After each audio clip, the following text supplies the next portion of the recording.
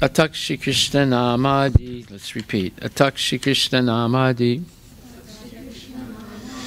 Nabhavet Graham Indriyai. Sevan Muke Hijivado. Swayam Eva Spuratyada. Okay, so I'm sorry. That's another one we have to memorize. No. Bhaktya mam abhijanati yavanyascha smitatvataha tato mam tatvato gyatva vishite tad anantaram. So let's learn this for tomorrow, okay? Okay, Krishna? Huh? Did I hear you say yes? Yes. Oh, okay. Did everyone hear him say yes? Yes. All right. And you also? Okay. Okay, so today, no, what was the written part? Why Mother Yashoda really binding Krishna? Yeah. Why she? What was the reason behind? Yes. So anyone want to answer that? Okay, you didn't write it down, but can you answer it?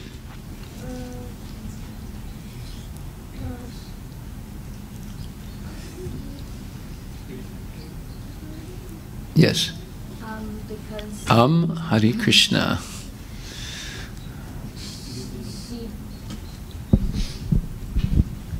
In the Bhagavatham 10th canto, chapter 9, it says that she bound him. So she bound the purport says that Krishna, a devotee can perform as much service as they can for the Lord, but they cannot overcome the Lord. Only when the Lord allows them to do so, then they may. So Yashodama's binding of Lord Krishna was an act of pure love, and she, instead of chastising him, she wanted him to be safe. Okay, very good. The main point is, and this is in the Damodarastakam prayers, right? So it says here, Itijik swalilabir anda kunde swagosam nivajantam akyapayantam tadiyesita yesu bhaktarjitadvam punak prematas tam satavriti vande. This is the third verse of the Damodarastakam, and it says,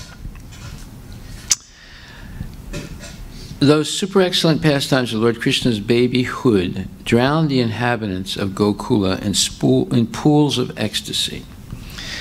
The devotees who are attracted only to his majestic aspect of Narayana in Vaikuntha, the Lord herein reveals, I am conquered and overwhelmed by pure loving devotion. So this is the point. Krishna is telling those persons who are worshipping his form as Narayana with awe and reverence, that they will never be able to access these very intimate pastimes that he's having in Goloka Vrindavan, or he also manifests in Gokula. Goloka is in the spiritual world, but that same spiritual world, when it's transported to the material world, is called Gokula. So when you go to Vrindavan in India, that's Gokula Vrindavan.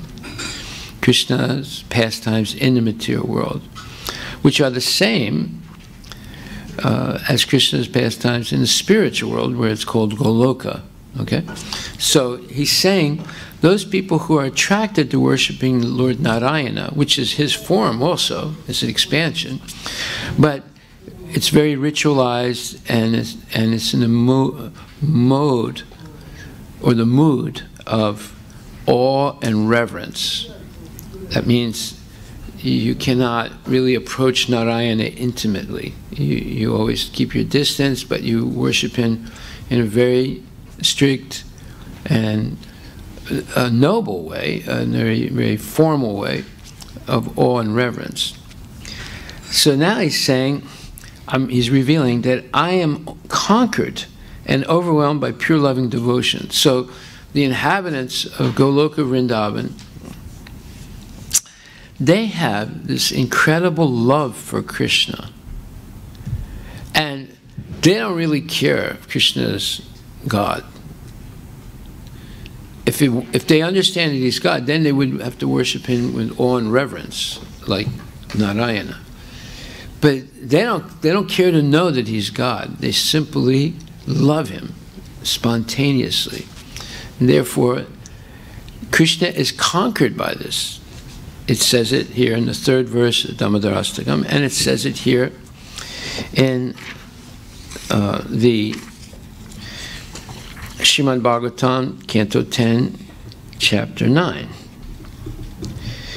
And in verse 20, Krishna said, verse 20, Sukadeva Goswami is saying, neither Lord Brahma, nor Lord Shiva, nor even the goddess of fortune, who is always the better half of the Supreme Lord, can obtain from the Supreme Personality of Godhead, the deliverer from this material world, such mercy as received by Mother Yasoda. Then the next verse says, the Supreme Personality of Godhead, this is verse 20, text 21, the Supreme Personality of Godhead, Krishna, the son of Mother Yasoda, is accessible to devotees. Accessible means that devotees can attain or approach Krishna because they're engaged in spontaneous loving service. But he is not easily accessible to mental speculators, to those striving for self-realization by severe austerities and penances, or to those who consider the body the same as the self. So, you can easily approach Krishna and intimately through spontaneous loving service, but it's not possible by any other means, nor is it possible by in the mood of awe and reverence. You can approach Krishna in his form as Narayana, and Narayana is God, also is not different than Krishna. But you can't approach him in that intimacy like the residents of Vrindavan do, especially Mother Yasoda. Why? Because she is catching him, tying him up. He's afraid.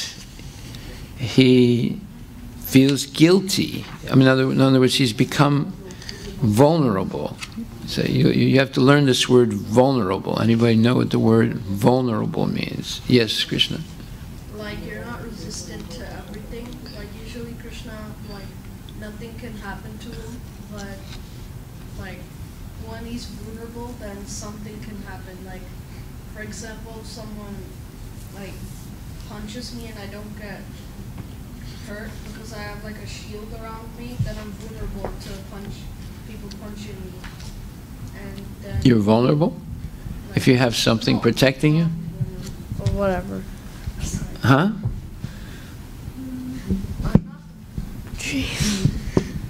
I'm not the best explainer, but what it is that vulnerable means, like, if Krishna, okay, that means like Krishna is impossible to hit, but if he's vulnerable, then it's possible for him to be hit. Okay. And you want to say something? Yeah, I think Hare Krishna.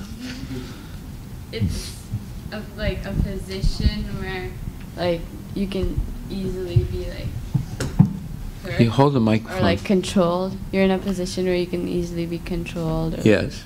Yes. Yes? Huh? Same thing. Okay. Yeah, vulnerable means that you can, in some way or other, become dependent and controlled by someone else. And so in the material world, becoming vulnerable is not actually a good thing, because even bad people can control you. But in the spiritual world, the fact that Krishna becomes vulnerable is a most wonderful thing, because what is impossible by what is impossible simply by rituals or formality or strictly following rules and regulations is not as, let's say, enjoyable to Krishna as spontaneous love. So this is specifically explained, Canto 10, Chapter 9, verses 13 and 14, where it says,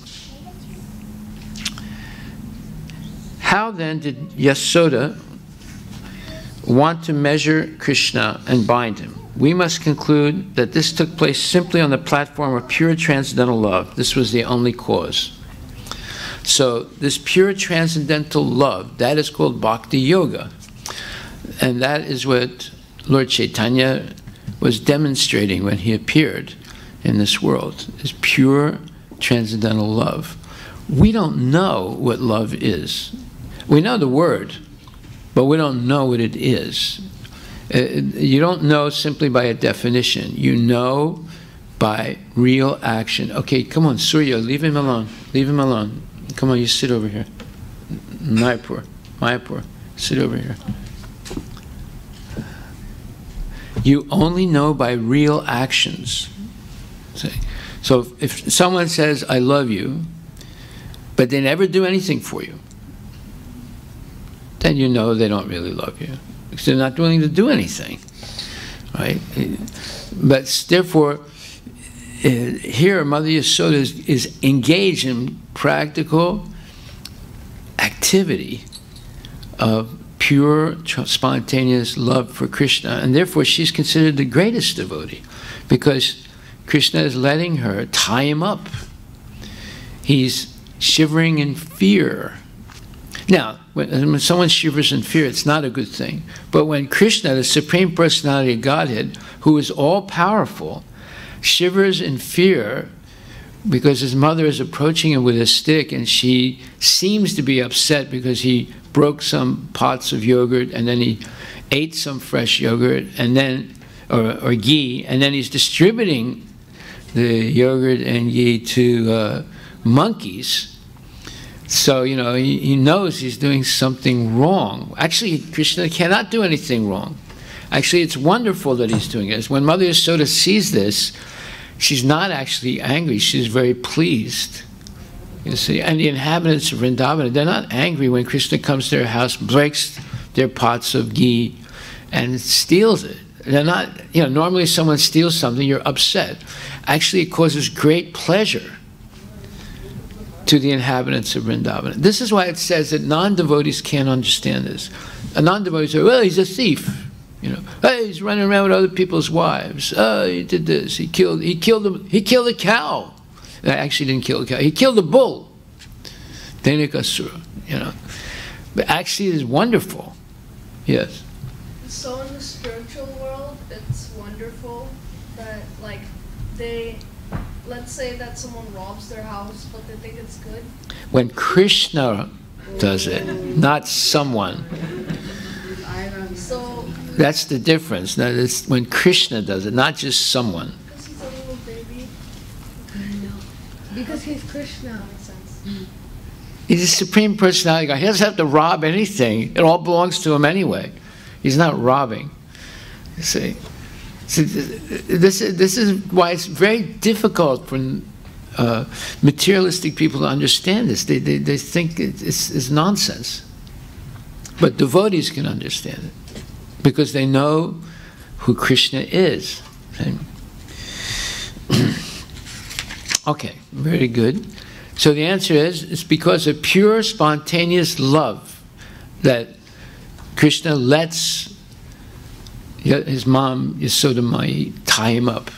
There's no other reason. It's not because he's weak, or not because he's afraid, or not because he can't run that fast because he's just a little boy. No. He looks like a little boy, and he acts like a little boy most of the time, but every once in a while, he'll also show his absolute power as God. When he kills Agasura, who is a gigantic snake demon, right? When he opens his mouth, it's like a gigantic cave in a mountain, right? But Krishna walks in the cave, and he's real small, right? He's a little small, and Agasura's mouth, the top of his mouth touches, or lips touches the sky. That's how big it is, right? Krishna walks in and everyone's like, oh, he's done. But then, when Aghasura tries to swallow him, he expands himself, and Aghasura chokes and dies. And then all the cowherd boys come out. He saves their life. Aghasura was a demigod. No, he's a sura. Asura. He's an asura. He's a demon. He was a demigod. Oh, he might have been, okay, yeah, previously. But he's acting like a demon. He was cursed by one of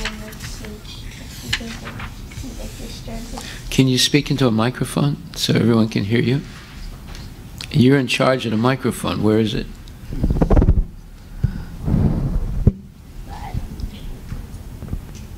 You don't know what you're going to say? I just said that. Okay, speak into the microphone. Said that. I just wanted to say that Aghasura wasn't only a sura, but he was a demigod. Okay.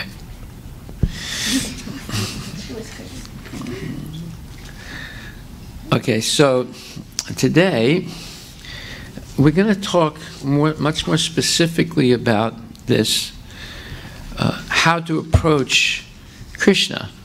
And if we look in Srimad Bhagavatam, 1st Canto, 2nd chapter, verse 7, it says, Vasudeva, it's 127, 1.2.7. Put your hand in front of your mouth. I don't want to see your tongue and your tonsils. Okay. Huh? 1.2.7, Srimad Bhagavatam. Vasudevi Bhagavati Bhakti Yoga Prayojitaha Gyanayat Yasuvairagyam Gyanam Chayad Ahaitukam. Now, whoever learned the verse for today, right? Bhaktyamam Avijanati. Now your homework for tomorrow is to learn this next verse. So you see, if you don't do your homework, then you fall behind, because now they'll learn this next verse, and you're still trying to learn the verse that was supposed to be known for today. So if you follow the homework, you'll make a lot, you'll learn a lot. And if you don't follow the homework, you're still stuck on previous lessons. So homework for tomorrow is learning this verse, Vasudeva Bhagavati, 1.2.7. 1.2.7 of Srimad Bhagavatam. And this verse says, by rendering devotional service unto the personality of Godhead, Shri Krishna, one immediately acquires causeless knowledge and detachment from the world. Now this word, ahaitukam, which means causeless, what does that mean? Causeless. C-A-U-S-E-L-E-S-S. Write it down. Causeless. What does that word mean? Anybody know? What does the word cause mean? Yes? Huh? Cause is like, you're trying to say like, so it's the reason, basically. Yes. It makes something happen. Yeah. Right? It's a cause. So what does the word causeless mean? There's no reason. Yes, exactly right. There's no cause for it, right? So what does it mean? By rendering devotional service unto the personality of Godhead, Shri Krishna, one immediately acquires causeless knowledge and detachment from the world. What does that mean? Anyone can explain? Yes, Krishna. Give him the microphone. Can you say the sentence again? By rendering devotional service unto the personality of Godhead, Shri Krishna, one immediately acquires causeless knowledge and detachment from the world. So what that basically means, I guess, is that when you serve Krishna, Krishna gives you knowledge and you didn't have to do anything for it except to serve him with pure devotion. Yes, exactly right. You didn't have to do anything for it. Yeah. It's not that you studied. It's not that you got a PhD in Vaishnava theology. It's not because you gave, $10 million to the temple. It's not because of anything you actually have done before. You see, that's what it means. That's why it says causeless. And then in another place it says that devotional service is not causal, C-A-U-S-A-L. What does that mean? It's not causal. Yes? I think it means that... Give her the... Mayapur, you're not doing your job. Your service. I think it means that devotional service shouldn't be used as something to gain something else. It means that, okay, it's a good try at it. It's not causal. It's not because you did so many good things in your previous life that now you have attained devotional service. Now, why does it say that? Because normally we say, well, you have to do good things, punya, good acts, right? Well, that's for attaining elevation to maybe the heavenly planets. But devotional service is different. Devotional service is attained by the mercy of a pure devotee. And there's no specific cause. It's not because you did this or that. It's because the devotee gave you mercy. Okay? And therefore, what is the Hare Krishna mantra all about? It's all about receiving mercy from Srimati Radharani and Krishna. And what is the manifestation of that mercy? The manifestation of that mercy is meeting a pure devotee. When a pure devotee, just like Srila Prabhupada, he came from India to America, and he gave his mercy to so many people who didn't deserve it. They didn't do anything to deserve it, right? They were taking drugs, they were engaged in all kinds of sinful activities, they were eating meat, and here comes Prabhupada, and he gives them his mercy by introducing them to Bhagavad Gita and so forth, and chanting Hare Krishna and Prasadam, and all of a sudden they become devotees. Whereas before, they were engaged in all kinds of sinful activities. You see? So, we can see how mercy is a very important thing in spiritual life. And it's very important to contact someone who's a genuine Vaishnava and is very merciful and is willing to give Krishna to you in a pure form without adulterating it. So this verse is saying, by rendering devotional service unto the personality of Godhead, Sri Krishna, one immediately acquires causeless knowledge and detachment from the world. So is material knowledge acquired causelessly? No. You got to do so many things. You got to do so many homeworks and write papers and memorize things, right? And you still don't really know, right? You pass the test, but you don't really know what it's all about, So those who consider devotional service to Lord Krishna to be something like material, emotional affairs may argue that the revealed scriptures and sacrifices and charity and austerity and knowledge and mystic powers and similar other processes of transcendental realization are recommended. You might think like that. All these things are recommended. According to them, bhakti or devotion, now Prabhupada is giving the materialistic point of view. He's not explaining the Krishna conscious point of view. He's giving the materialistic point of view. People think, well, you have to do this, you have to do that. Just like one time I met a person from the Arya Samaj, right? I call it the Arya Hodgepodge, the Arya Samaj. And he told me, he said, that's good what you're doing, but it's not really authentic, he said. Because if you want to really understand something about spiritual life. First, you have to learn Sanskrit. Well, that takes at least 12 years or more, right?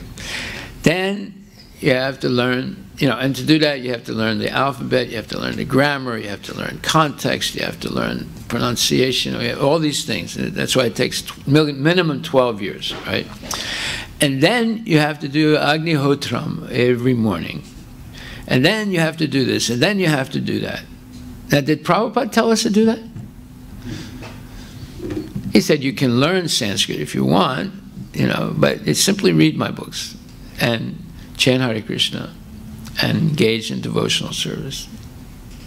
Why? Because this knowledge is causeless. It's given by Krishna, right?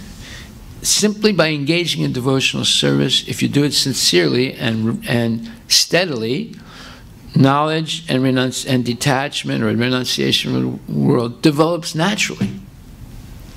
It develops naturally. Just by the activity and the association of devotees, it'll develop naturally. So, according to them, meaning the materialists, bhakti, or devotional service to the Lord, is meant for those who cannot perform the high-grade activities. Well, like the Arya Samaj man was telling me, you have to study Sanskrit.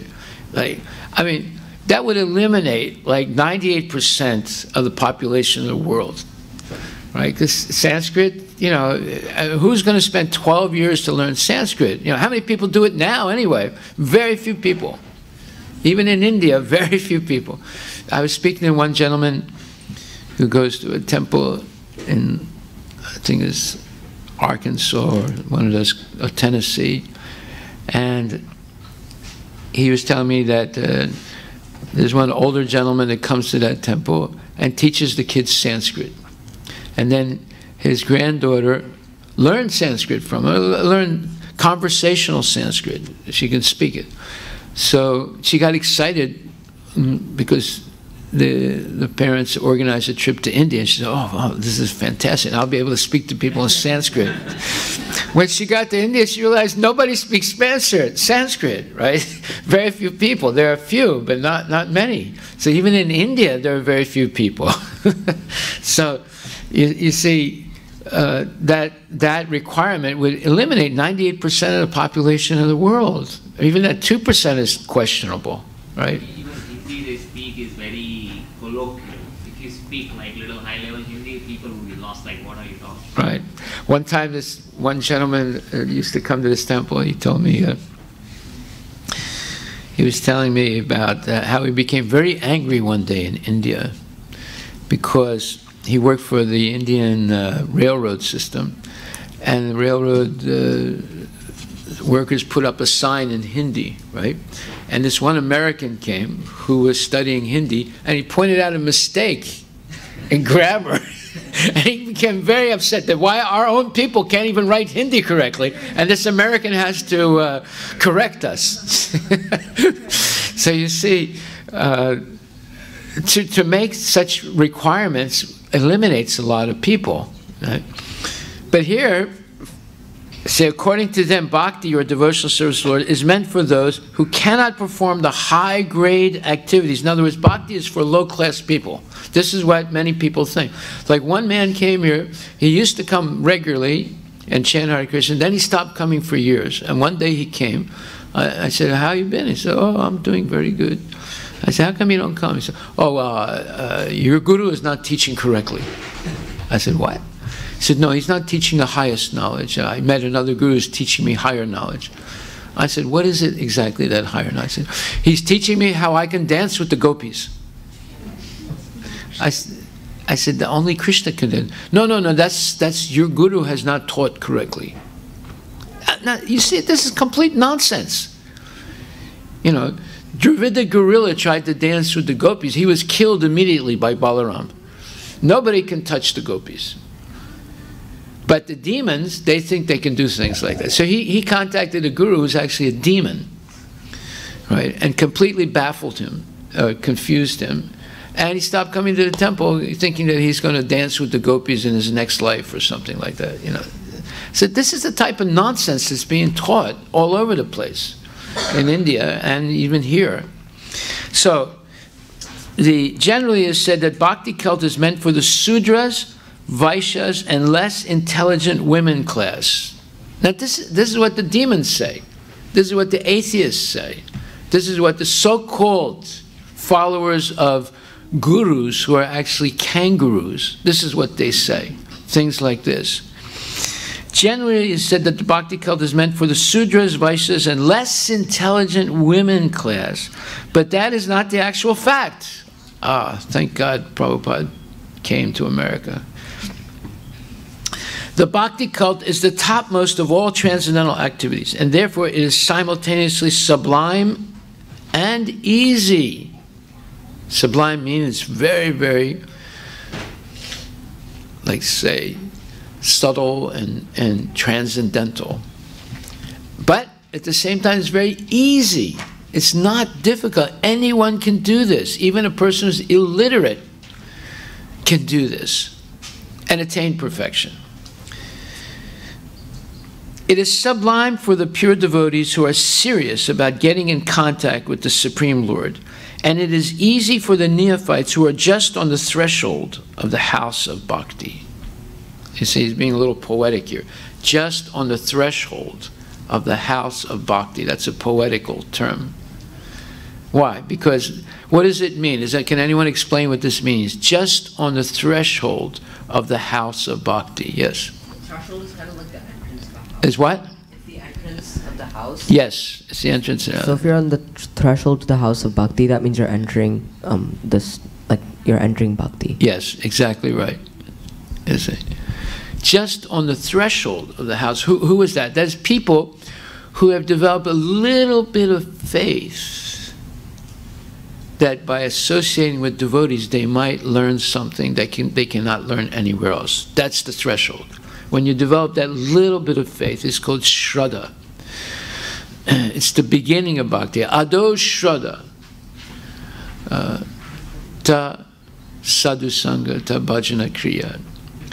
These are the first 3 steps in bhakti. You develop a little bit of faith because you like the way devotees act. That's why it's very important that devotees always act very nicely. Not act, but are actually nice. It shouldn't be an act. It should be real. They are gentle. They are kind. They are humble. They are affectionate. And all these things. Why? Because they love Krishna, therefore they want to represent Krishna properly to the public. And when a person sees that, they say, I think I can learn something if I come and see these people more, right? I can learn more than going into a bar and drinking beer and talking nonsense all night long. So I think I'll come to the temple from now on and try and learn something from these people. So that's the beginning of bhakti, right? And it's easy. It is sublime for the pure devotees who are serious. So in other words, if you're serious, if you're actually going to do your homework, and not just, yeah, I'm going to do it, and the next week, did you do your homework? No. Well, then you're not serious. You have to be serious about this. You take it seriously, because you're not going to hear it anywhere else. You're definitely not going to hear it in school. Actually, there's this one man, his name is Rush Limbaugh. He's a radio talk show host. He never says school, he says scroll. Now, what does he mean by scroll? Actually, what he means is you get screwed by going to school. So he's very, very, caustic, very biting and cutting the way he speaks. He purposely mispronounces the word.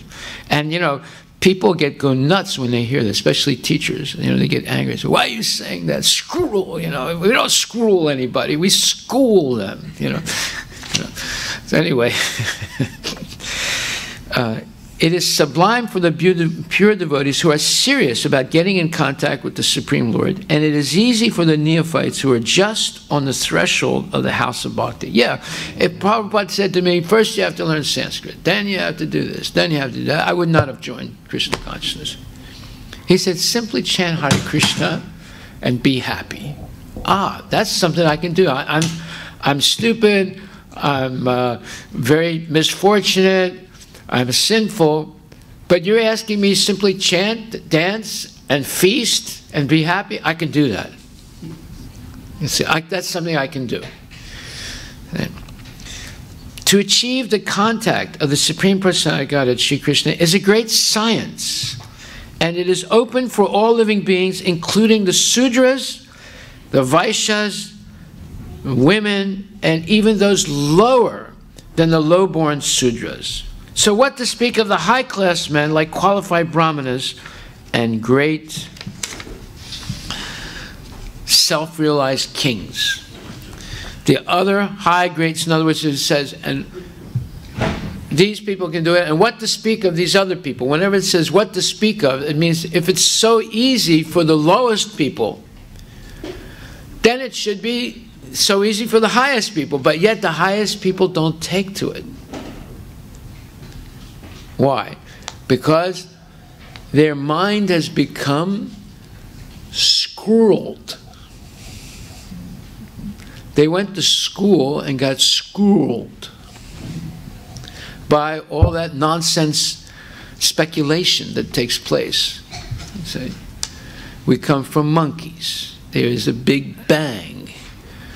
The goal of life is to make money and have sense enjoyment. That's schooling someone. It's ruining their intelligence by those low-class principles. Okay? So, therefore, we have to be eclectic. Who knows what this word means? Eclectic. E-C-L-E-C-T-I-C. Eclectic. This is a high-class word. If you learn what this word means, and if you're ever asked in your class, anybody know what eclectic means? You say, yeah, I know. And you give the right answer, your teacher will be amazed. She'll be amazed. So, wow, how did you learn that? Huh? They never ask us that. No, it'll come up. It'll come up. When you get the higher grades, it'll come up. Huh? In the last class you talked about... Yeah, I told the definition of it. Of course, nobody remembers it. You remembered. Yes, Krishna. How to spell it? E-C-L-E-C-T-I-C.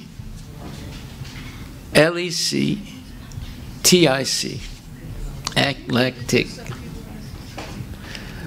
Eclectic means that you make enlightened decisions in your life. You make very high-class decisions. You have a very evolved ability to discern what is real and what is false, what is good and what is bad. Like, for example, let's say you put a rasgulla next to some human stool and you stand back and watch what happens.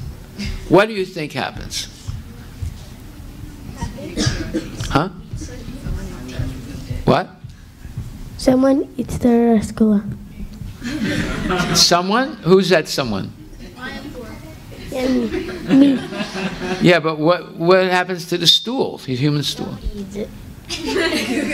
No, that's not true. Something is going to eat it. What is that? Oh, like bugs. Flies, yeah. Flies go to the stool, and Mayapur takes the rasgulla. Yeah. You see? Now, what does that mean? That means that the fly will take something that you would never take. Now let's change the model a little bit. You put a rasgulla next to a piece of fried chicken. I take rasgulla, totally. I wouldn't eat the rasgulla or the fried chicken. Why not? The rasgulla is not touching the fried chicken. So who would take the fried chicken? Huh? What? Who? She said my friend Jeff. Who's Jeff? Who's Jeff? This. Hare Krishna. This kid that goes to some school. Public school. He goes to a public school. Jeff would take the chicken wing, right? And Mayapur, what would you take? What? Skula. Okay. So taking the Raskula is an eclectic choice. It's an enlightened choice or a very selective choice based on your higher class or your finer powers of discernment, right? So let's say you have a bag of Halloween candy, but there's a Rasgula there also. So which one would you take? Would you take the Reese's chocolate peanut butter thing? Or would you take the Rasgula that was offered to Krishna? Oh, yeah, okay, yeah. Was the Reese's offered? No, how can you offer it? I would offer it. It's got too much junk in it. Okay, fine. Krishna doesn't I would eat. offer it, just be like, okay, now I can eat it. I'll take both. I'll take both. I'll take half of the Rasgula and then the half of the Reese's. Oh, so you're eating half nonsense and half good. That means you're half and half yourself. You're half and half. No, so this eclectic word means you're making an enlightened decision based on higher sensibilities. What is going to be ultimately good for you? Yes. Yes. The Rasgula. Very good.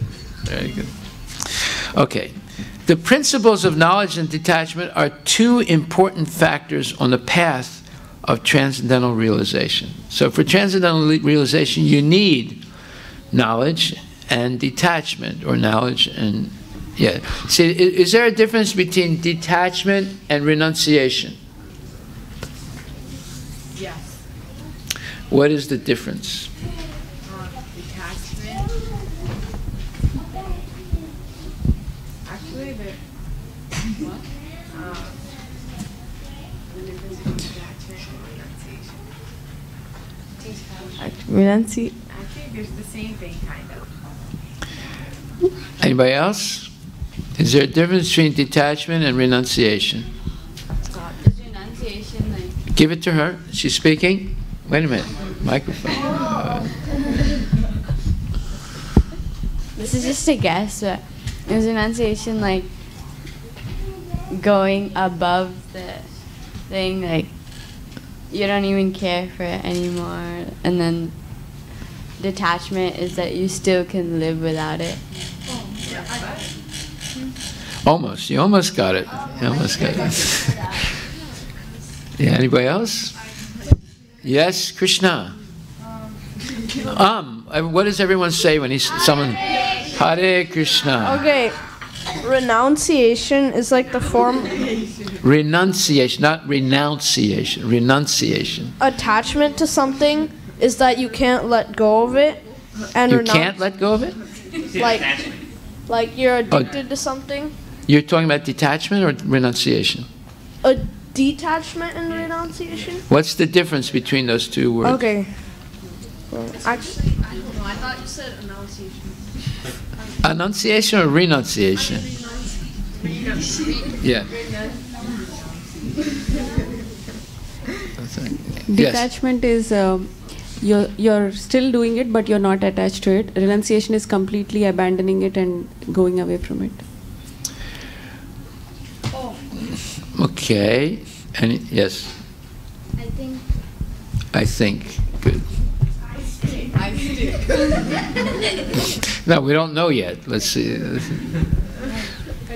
Detachment is just getting rid of your attachment to things, and renunciation is getting rid of your attachment for a higher reason. Okay. You're almost, many of you are almost there. You want to give it a try, Prabhu?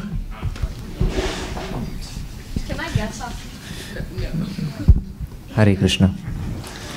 So renunciation is So there are two approaches to spiritual life. One is pravritti marg, one is nivritti marg. So nivritti is giving up, so renunciation is giving up things completely. And pravritti is you're not giving up material things, but you are engaging it without being affected by it. So the detachment is you're engaging everything for the service of Krishna. You're using it, not renouncing it, but you're not attached to it. So you're detached in that sense, just like a water is on a lotus petal, but it's not affected by it. The petal does not get wet when it comes. Well, I mean, can you do that, let's say, with marijuana? No. So, that's the point. You have to be careful the way you define detachment. It's true that the devotee is not attached or detached. The devotee is dedicated. But he has to still make these eclectic decisions to offer things that Krishna will accept. He can't just offer anything. Just like the Babas, the Naga Babas, they offer charas or marijuana to Shiva, right? Yeah. They have a whole ceremony offering marijuana to Shiva. And a lot of hippies go and Shiva accepts. Shiva doesn't actually accept. They think he accepts. They think he smokes marijuana just like them. It's not true. Shiva drank an ocean of poison, but he didn't smoke marijuana, right? So, I mean, the marijuana is like a poison, like coffee is also in a sense. So, but they say we're detached, right? And we're offering everything to Lord Shiva. But no, that would not be detachment for a devotee. Okay, so look it up now on the understanding is this: when you renounce something, you reject it, right? When you're detached, that means that you see it, you're not rejecting it, you're just not attracted to it.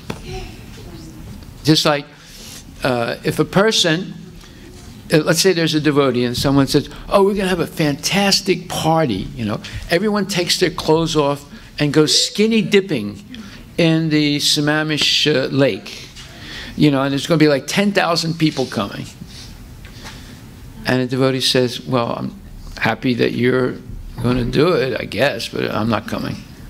Because it's completely detached from that type of behavior, right? Now, that's nothing that you could offer to Krishna, right? But he's just not attracted at all to it. It's detached because he's so much excited about Krishna consciousness. He doesn't want anything to take his mind away, so he's just detached from it. Right? He doesn't reject it like I never want to see it. Rejection is something like you can reject the person, and you'll never talk to them. You just have nothing to do with them.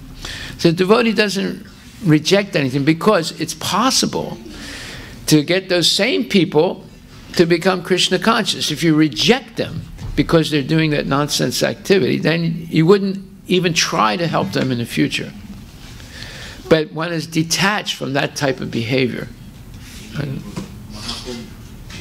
Huh? Instead of skinny dipping, imagine maybe they will go to Mahakumbh Mela.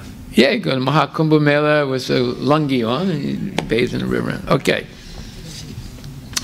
So you see, to learn the English language is not simple.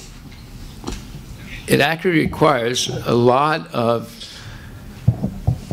education and association with people who use the words correctly, so that you use the word correctly also. If you hang out with people who don't really know all these things, you just use all kinds of language loosely, and say like and like that all the time, then you're not going to learn English. You have to associate with people who know how to use the words correctly, and then you learn proper English. And it's not easy, actually, because English is a complicated language because it's an amalgamation of many languages, right? Whereas Sanskrit does not amalgamate from other languages. It has its own internal way of creating words according to new things that come about. You don't need to borrow words from other languages, right? But other languages, almost all of them borrow words from other languages to express things. Like you hear people speaking modern Hindi, and all of a sudden you recognize words that they're using. They're pronouncing it in what's called Hinglish, and they'll say this thing, that thing, and all of a sudden they'll say, cell phone. So they're borrowing the word cell phone from the English language, right? And then sometimes they'll say matlab. Matlab is actually a Urdu word. It's not a Hindi word, right? But it sort of found its way into Hindi, right? And so there are many Persian words or Parsi words. There are many Turkish words. There are many English words in modern spoken Hindi, So it's not really a pure language, but Sanskrit is pure. It doesn't need to borrow words from any other language to express things, right? Okay, so Hare Krishna. Becoming detached from material things does not mean becoming inert altogether, as men with a poor fund of knowledge think. What does the word inert mean? Yes? Not acting. Not acting, right. So becoming detached doesn't mean, like, if you're detached from skinny dipping in Sammamish Lake with 10,000 goofy people, you're not inert. You'll try a real devotee, you try and find a way to attract them to Krishna and away from that silly and stupid behavior, right? And the devotee will continue in devotional service and think up of strategies how to help those people. He doesn't reject them. He said, no, they're hopeless, they're not going to do anything. When Prabhupada came to America, he didn't say, the Americans are hopeless because they're meat eaters, they're taking drugs, they're not bathing regularly, I'm going back to Vrindavan. No. He found a way to convince them, or at least some of those people, to become Krishna conscious. He didn't remain inert. He didn't say, these people are lost. They're hopeless. Right. Okay, let's pay attention. Okay, let's pay attention. Negation of the non-essentials does not mean negation of the essentials. This is like a proverb. Who knows what that means? Negation of the non-essentials does not mean negation of the essentials. See, what do Mayavadis do? They negate everything. Neti neti. The truth is not this. The truth is not that. The truth is not Krishna, because he's a person. And we know that the truth is not a person. They just negate everything. But negation of the non-essentials is not negation of the essentials. Yes? Yeah. It means that if you don't do what's not needed, that doesn't mean that you shouldn't do what is needed. Yes. Yes. Okay. So you see, if you simply, Prabhupada says, his theory of education was like this. He said, just teach the kids good English and Sanskrit so that they can read my books and they'll get all the education they need. That was his point. He said, I don't want the kids to be grammarians. What's a grammarian? It's not a fish. What's a grammarian? Yes? Is it like an expert at grammar? Yes, expert at grammar, right? He didn't want the devotees to become experts in grammar and then starting to argue with each other about what this means or what that means in Sanskrit. That's what grammarians do. They argue on the basis of, syntax and grammar and so forth, right? No, he wanted the kids to learn how to read his books, and by reading his books, with his purports, they get all education. They'll learn sociology, they'll learn anthropology, they'll learn science, they'll learn geography, they'll learn all these things they'll learn simply by reading Prabhupada's books carefully. Now you just see, we're reading just one purport a little bit carefully, and you're learning English. You're learning how to use words properly in the English language. You're learning all these subtle differences between renunciation and detachment. Between rejection of the essentials does not, non-essentials does not mean rejection of the essentials, right?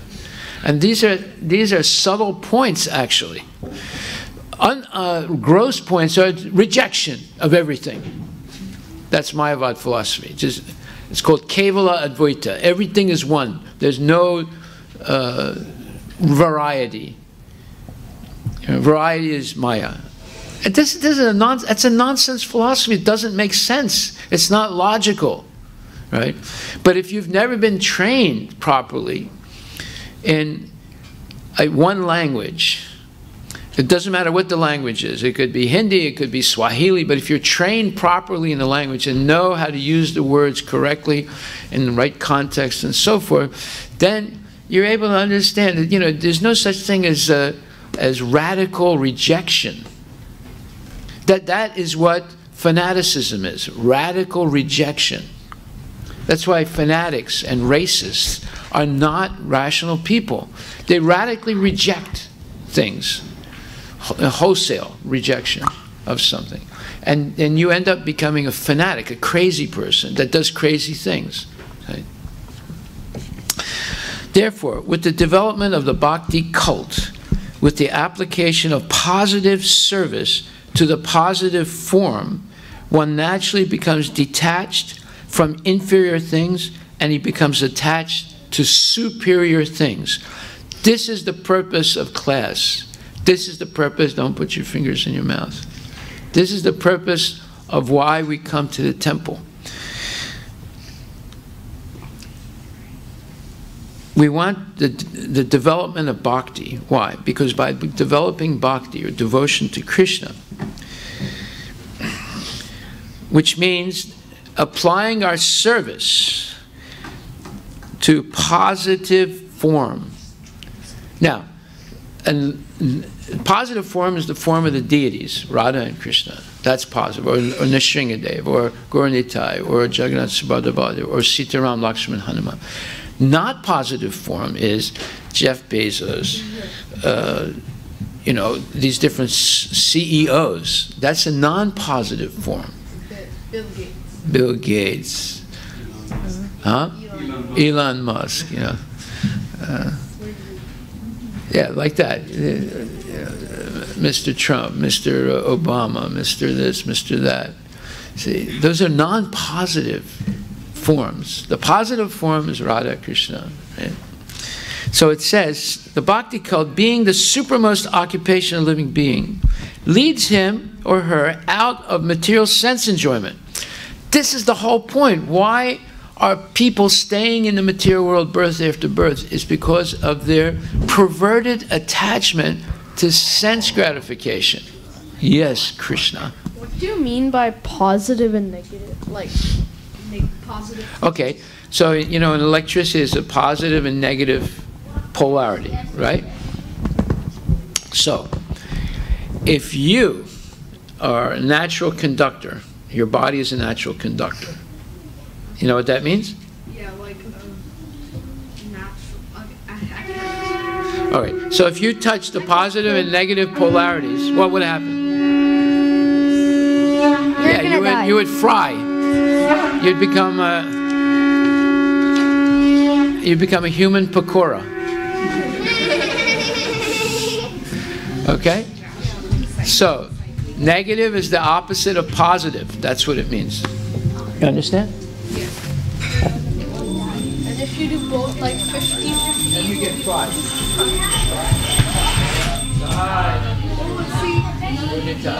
Yay.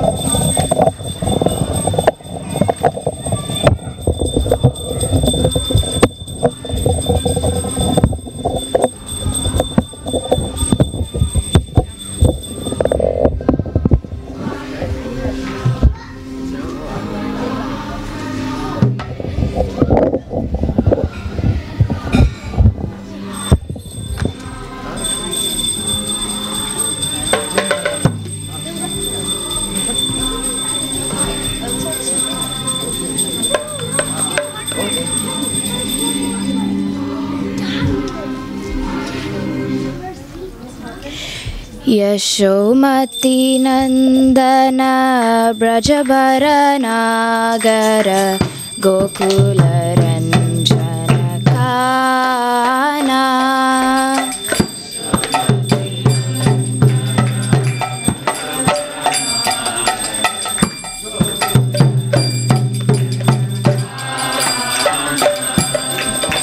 Yashomati Nandana Brajabara Nagara Gokula Ranjana Kana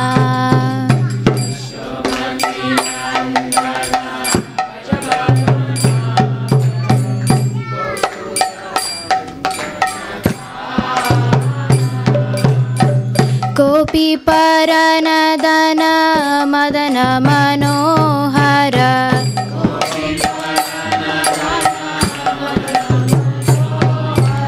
Gopi Paranadana Madana Manohara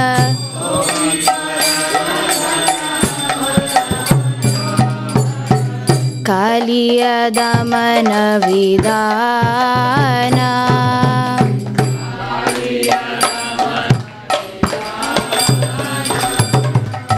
Amala Harina Mamaya Vilasa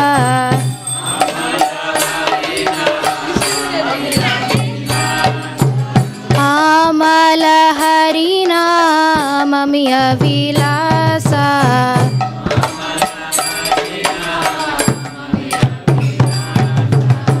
Vipina Purandara Navina Nagara Bara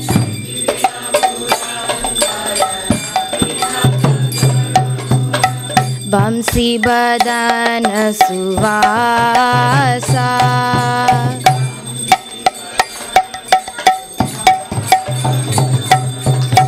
Prajajana palana surakula nasana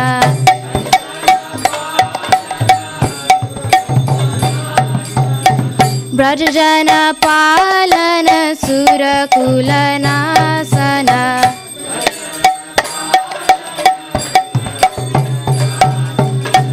Nanda godana rakhwala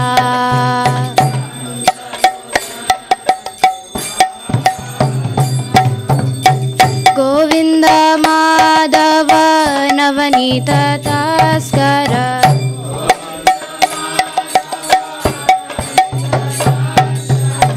Govinda Madhava Navanita Taskara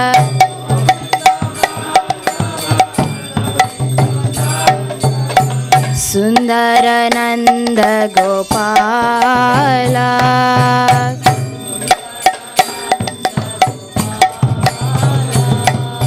Yamuna Tatachara Gopi Basanahara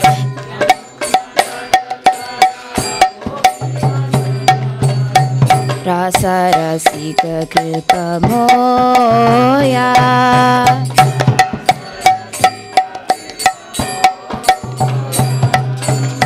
Shri Radha Vallabha Vrindavana Natabara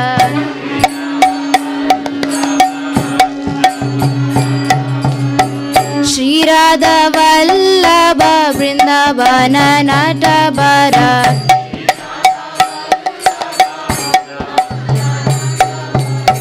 Bhakti Vinodashaya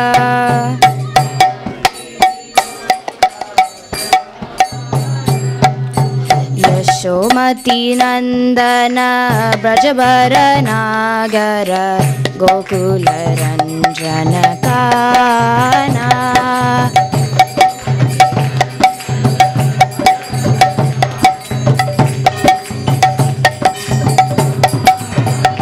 Jaya Radha Nila Madhav Radha Nila Madhav Radhe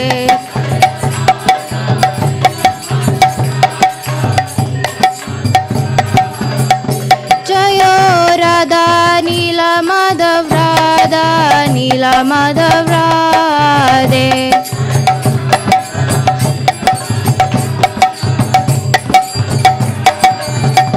Jaya Sita Ram Jaya Sita Ram Jaya Sita Ram Jaya Lakshman Hanuman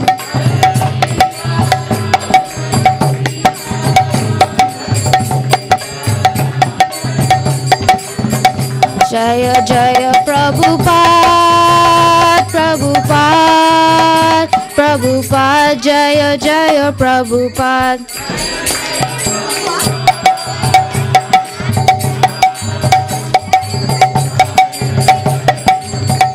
Nitya Gaura Hari Bol Hari Bol Hari Bol Nitya Gaura Hari Bol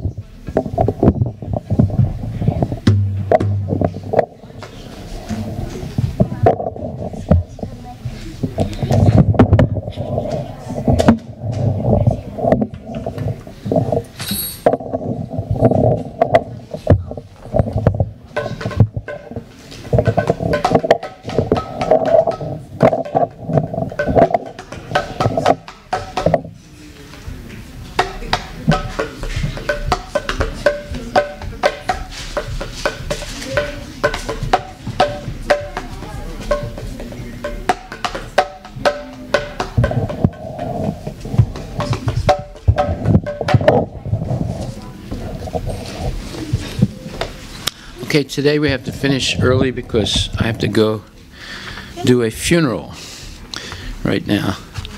But I want to tell you what your homework is for tomorrow.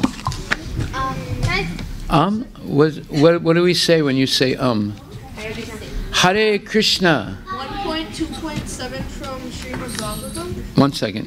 What are you going to say? When is class going to end? It's going to end in like 3 minutes.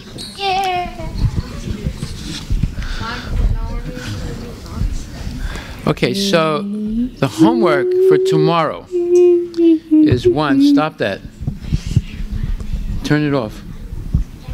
Homework for tomorrow is, first of all, those persons who did not learn or do last week's homework, which was to memorize which verse?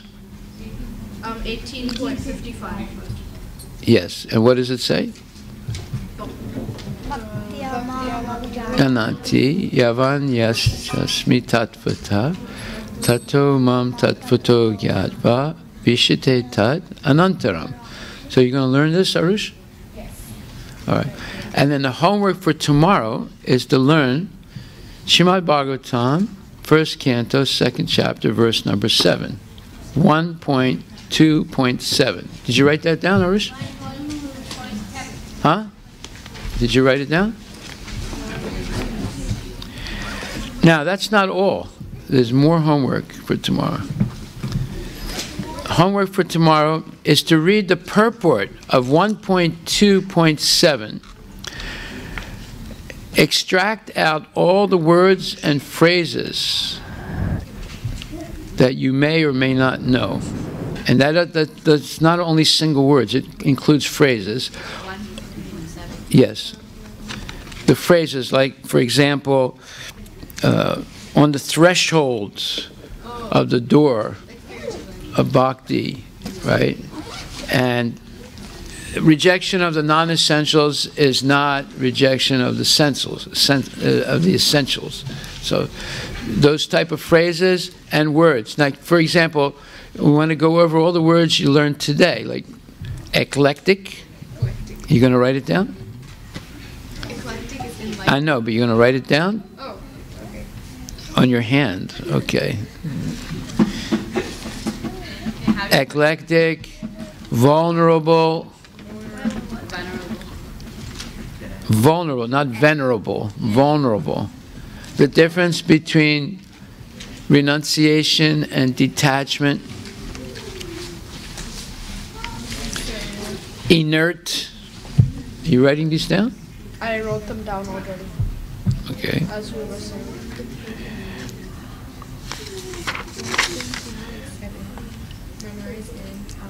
So you want to write down the phrases and words that we went over today. Jai Shishirada Nilamadava Ki Jai.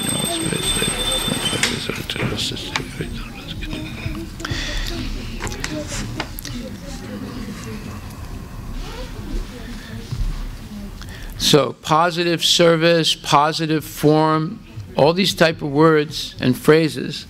And also, if you keep reading, there's another very important principle here. It's called dry reasoning. Dry reasoning. Where it says, this is not possible by dry reasoning. So you should write down what that means, dry reasoning. And then, I think I heard it in school. Yeah, the school. Here is school. So I should just come to class, that's enough, and do my homework? Well, the more you come to class, the more and more homework you're going to get. Which means you'll end up studying more than when you go to school. But you study the real things. Yeah. I have 4 to 5 hours of school homework Yeah. every day. Okay, so you read this purport, write down all the words that you may or may not understand, write the words down that we discussed, and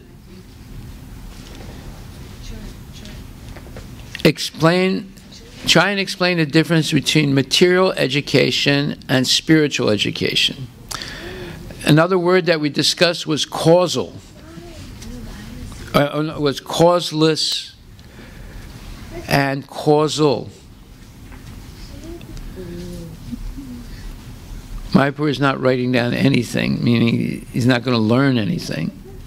I wrote down as we were saying it. Yeah. Okay, so you want to, so basically you're going to go over everything we discussed today, and like the difference between causeless and causal, right? Okay, so that's our homework for tomorrow. It's actually a lot of homework. Try and do it. Yes, I will do it. Haribol. I'm glad you're going to do it. Hare Krishna, Srila Prabhupada ki jai. Gaur Premanande, Haribol.